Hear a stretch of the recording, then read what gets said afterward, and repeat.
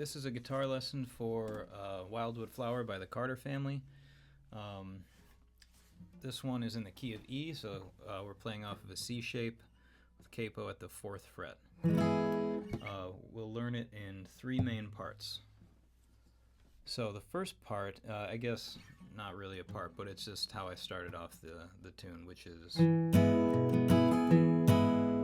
kind of vamping on a C chord. C chord shape rather. So, downstroke on the 5th string, strum the chord, and then switch the bass note up to the 6th string to play that G, and then an up, down, up on that same chord, keep the finger there, and then move it back. So all together, that part is...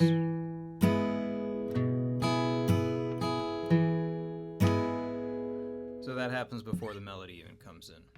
So that first main part sounds like this.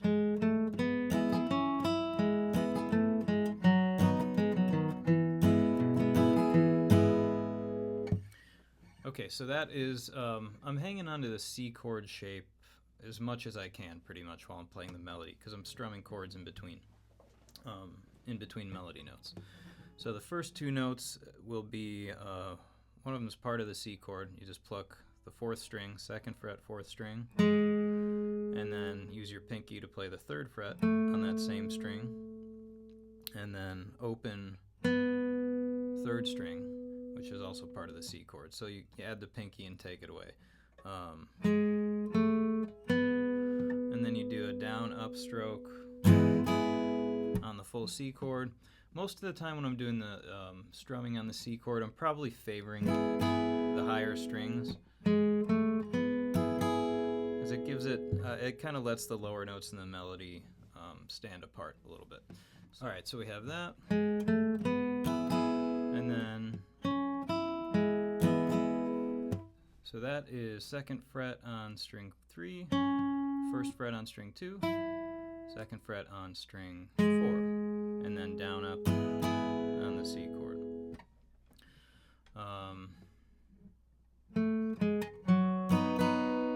This next little part is 3rd fret on string 4, 2nd fret open. So I'd use 3rd finger, 2nd finger open. And then a G chord, this 3-finger G, where you're not using your 1st finger. And then you have... So that part is 2nd fret and open on string 4, 2nd fret on string 5, and then 3rd fret on string 5. And then downstroke on C, change the bass note, up, down, up on C, back to C bass note, and then downstroke. Okay, so that whole first part slowly sounds like this. And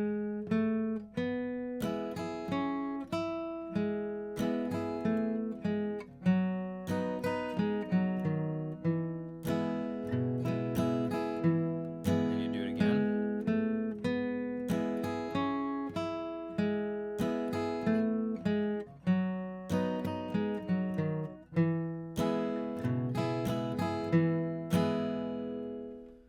Alright, the next section sounds like this.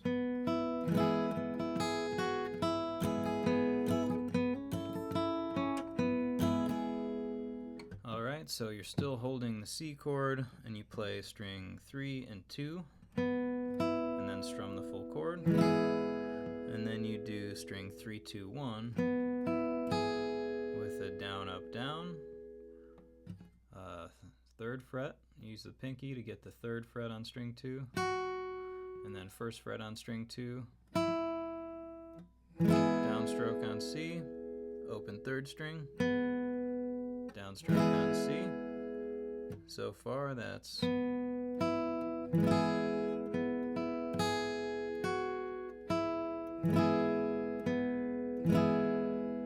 This next part's a little tricky. We're getting into this F chord shape where you bar the first 2 strings on the 1st fret, you do the 2nd fret on string 3, 3rd fret on string 4. doing a hammer-on that third string. So you try to get that chord in shape for the most part. At least that's what works for me. You got to do what works for you. But I get the chord ready, and then I lift that middle finger up, pluck the open third string, do the hammer-on onto string 3, and then down up on that F chord, and then we have, so still in the F chord shape, you pluck string 2, string 3, and then you do open string 3 as you move back into the C chord shape. And then you do a down up on the C. So that whole part 2 slowly sounds like this.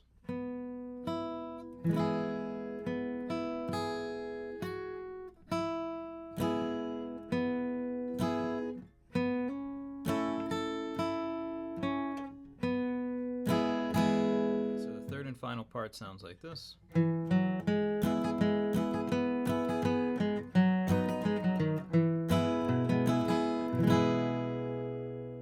So back in the C chord shape, pluck string 5, and then open string 4, 2nd fret string 4, down up on C, string 4 again, 2nd fret, down up on C. Alright, so far. And then open string 3, down up on C. And then we have, so that's open string 3, 2nd fret string 4, open string 4 as you transition to the G shape, and then you do a down up on G, and then we have this again, so that's 2nd fret to open on string 4, 2nd fret on string 5, 3rd fret on string 5 back into that C shape, downstroke, change the bass note to string 6, down, and then up, down, up on the C chord, move the bass note back. Actually, for this part, I like to end on the C over G chord. So you don't move the bass note back, you bring it back with your pinky. And then you can strum all 6 strings, which kind of brings it home and gives you some extra low end into that C chord.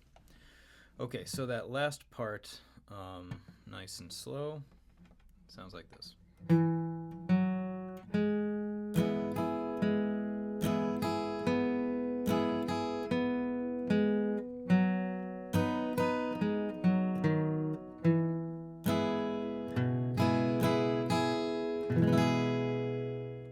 Just the last note about the ending there.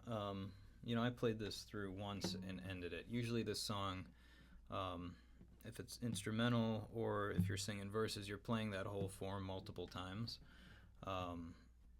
So when it's time to end it, I think that's a good way to do it with the C over G. But otherwise, you just go and then right back into the melody. So of course, you can play it more than one time all the way through. I just like that C over G to finish it up. Alright, thanks for watching. Check out the description for details about tabs and practice tracks and all that stuff. And let me know if you have any questions in the comments. Thanks a lot. See ya.